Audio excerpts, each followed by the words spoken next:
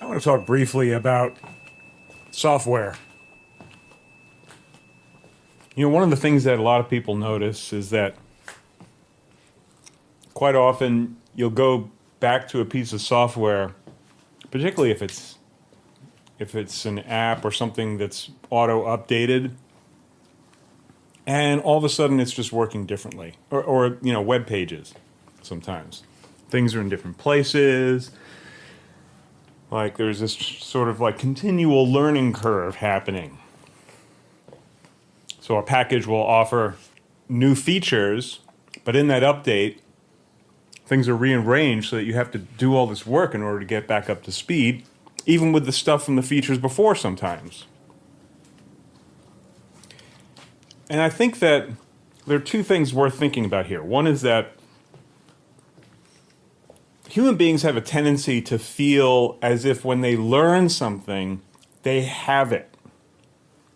So if you get a tool, every time you go back to that tool, it's going to behave the same way unless it's broken. So once you have a skill with a certain tool, you've got that. It's a reliable thing. You have it. This is not the case with software.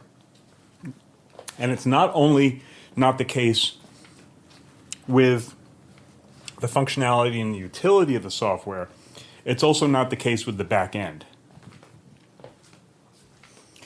And so we now know that our interactions with software are all being tracked and stored and shared and sold, and that this massive profile has been generated on each of us based upon our behavior that's being, used by all kinds of different entities around the world. Some in order to get a better sense of how to develop their business, others perhaps for other objectives that we would be horrified about if we were aware of them. And I would make the claim that this is a recapitulation of what happened in eukaryotic cell development.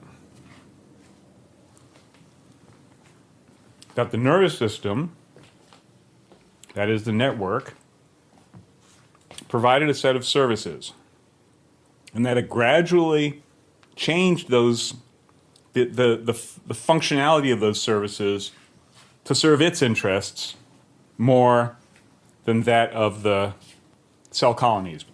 Initially, the nervous system is established, let's say, as a intermediary in trade. So it helps to coordinate and facilitate transactions between different cell colonies, between different organs. And so we saw that the merchant class were the ones which facilitated trade between the producers and the consumers, and that they gradually gained power to the extent that they were able to dramatically influence the behavior of both the producers and the consumers.